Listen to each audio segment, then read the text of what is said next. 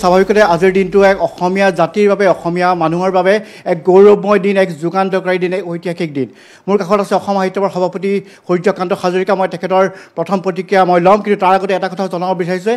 অসমীয়া ভাষা যেতিয়া আজিৰ পৰা ইংৰাজৰ আমোলত যেতিয়া সংকটৰ সন্মুখীন হৈছিলে, যেতিয়া অসমীয়া ভাষা তাৰ পৰা উদ্ধাৰ পালে, তাৰ পিছৰ সময়ছোৱাত আজিৰ দিনটোৱে হৈছে সেই তেনে এক গৌৰৱময় দিন, যিটো দিনত আছিলে অসমীয়া ভাষাৰ ইতিহাসত হাজাৰ বছৰ ইতিহাসৰ আজি এক ঐতিহাসিক আৰু সোণালী আখৰৰ দিন।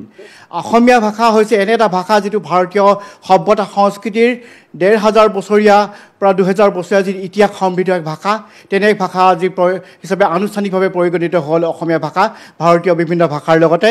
গতিকে এয়া স্বাভাৱিকতে আমাৰ বাবে অতি এক আনন্দৰ দিন। ইয়াৰ পূৰ্বে তামিল ভাষা ২০০৪ চনত, সংস্কৃত ভাষা ২০০৫ চনত, তেলেগু ভাষা ২০০৮ চনত, কন্নড় ভাষা ২০০৮ চনত, মালায়ালাম ভাষা ২০১৩ চনত আৰু উড়িয়া ভাষা ২০১৪ চনত এই স্বীকৃতি লাভ কৰিছিলে। গতিকে আজি আমাৰ বাবে অতিশয় গুৰুত্বপূৰ্ণ দিন, এক ঐতিহাসিক দিন।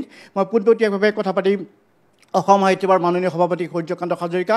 আপোনাৰ প্ৰথম প্ৰতিক্ৰিয়া। স্বাভাৱিকতে আজি আমি সকলোৱে অসমীয়া মানুহ হিচাপে আমি গৌৰৱান্বিত। অসম চৰকাৰৰ যি নিৰলস প্ৰচেষ্টা, সেই প্ৰচেষ্টা এক মাইলৰ আজি খুঁটি হিচাপে চিহ্নিত হ'ব। এক অন্যতম সফলতা আমাৰ সকলোৰে বাবে। অতিশয় আনন্দৰ দিন সঁচাকৈ। আমি অসম সাহিত্য সভাই খুব উল্লাসিত হৈছোঁ আজিৰ এই সংবাদটি শুনি, কিয়নো অসম সাহিত্য সভাই কিছুদিনৰ আগতে, কিছু বছৰ আগতে প্ৰস্তাৱ আগবঢ়োৱা হৈছিল যে অসমীয়া ভাষাক এটা ধ্ৰুপদী ভাষাৰূপে ঘোষণা কৰিব লাগে। গতিকে আজি ভাৰতবৰ্ষৰ চৰকাৰে অসমীয়া ভাষাক অন্যান্য ভাষা কেইটামানৰ লগত ধ্ৰুপদী ভাষা হিচাপে স্বীকৃতি প্ৰদান কৰিছে।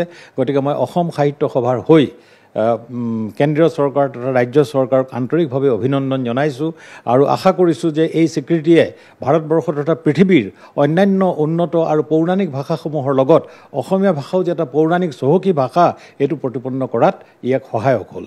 মই আশা কৰিছোঁ যে এই যে ঘোষণা হ'ল, আচলতে এই ঘোষণাৰ আগতে ক্ৰাইটেৰিয়াটো আছিলে এনেকুৱা যে ১০০০ বছৰ পুৰণা যদি ভাষা কথিত ৰূপত তেতিয়াৰ পৰা কণ্টিনিউৱাছলি চলি আহিছে, তেনে ভাষাক ধ্ৰুপদী ভাষা বোলা হয়।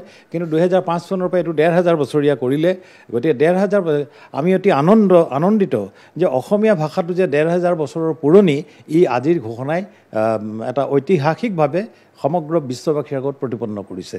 এই সম্পৰ্কত আমাৰ অগ্ৰজসকলে, যিসকলে কৰ্ম সম্পাদন কৰি থৈ গৈছিল যে আমাৰ ভাষাটো যে পুৰণি ভাষা, বিশেষকৈ যেতিয়াৰ পৰা পুৰালিপি আৰম্ভ হৈছিলে, পুৰালিপিৰ পিছত শিলালিপি, শিলালিপিৰ পিছত তাম্ৰলিপি, তাৰপিছত এনেধৰণে আমাৰ সাহিত্যবিলাক বা লিখনিবিলাক আমাৰ আহিছিলে, সেইসমূহ যে সুন্দৰভাৱে সংৰক্ষণ কৰি জনসাধাৰণৰ সুবিধাৰ্থে যে বিভিন্ন ঠাইত প্ৰকাশ কৰি থৈ গৈছে, লিপিবদ্ধ কৰি থৈ গৈছে, সেই সকলোকে মই আজি ধন্যবাদ জনাইছোঁ। আমি অধ্যয়নত পাইছিলোঁ যে আমি এতিয়া আজিকালি ভাস্কৰাব্দ শব্দটো আমি অসমত ব্যৱহাৰ কৰোঁ। এই ভাস্কৰাব্দ শব্দটোৰ অৰ্থটো হৈছে যে যি সময়ত ভাস্কৰ বৰ্মনে অসমত ৰাজশাসন ভাৰ লৈছিল, সেই তেতিয়াৰ তাৰিখটোকে এক ভাস্কৰাব্দ হিচাপে লৈ এতিয়া ১৪৩১ ভাস্কৰাব্দ হৈছে। কিন্তু ভাস্কৰ বৰ্মনৰ আগৰ ৰজাসকলৰ পৰাই, অৰ্থাৎ ৩৫০ খ্ৰীষ্টাব্দৰ পৰাই অসমত যে এই অসমীয়া ভাষাটোৰ প্ৰচলন হৈ আছিলে, তাৰ অথেণ্টিচিটি হিচাপে আজিৰ এই ঘোষণাই কিন্তু অতি সুন্দৰভাৱে প্ৰতিপন্ন। ৰাজ্য চৰকাৰৰ যি ভূমিকা, ডক্টৰ হিমন্ত বিশ্ব শৰ্মাৰ যি নিৰলেখ প্ৰচেষ্টা, স্বাভাৱিকতে এই গোটেই কথাবোৰ আচলতে আজি সমুদায় তথ্য পাতি সকলোখিনি প্ৰক্ৰিয়া পদ্ধতিগতভাৱে আগবঢ়াই নিয়াৰ ক্ষেত্ৰত ৰাজ্য চৰকাৰৰ ভূমিকা সকলোৱে আজি শলাগ লৈছে। অতিশয় আনন্দিত আৰু অতিশয় গৌৰৱবোধ কৰিছোঁ। আৰু অসম চৰকাৰৰ বিশেষকৈ ডক্টৰ হিমন্ত বিশ্ব শৰ্মাই যি এই ক্ষেত্ৰত আগভাগ লৈ পেলাই কৰ্ম সম্পাদন কৰাৰ ক্ষেত্ৰত ভূমিকা গ্ৰহণ কৰিলে, তাৰ কাৰণেও আমি অসম সাহিত্য সভাই তেখেতৰ প্ৰতি কৃতজ্ঞতা প্ৰকাশ কৰিছোঁ। আৰু অসম চৰকাৰ, ভাৰতৰ চৰকাৰ, দুয়োখন চৰকাৰকে মই পুনৰ কৈছোঁ যে আজিৰ এই ঘোষণাই কিন্তু অসমীয়া জাতিক এটা নতুন মাত্ৰা দিলে, অসমীয়া ভাষাক এটা নতুন মাত্ৰা দিলে।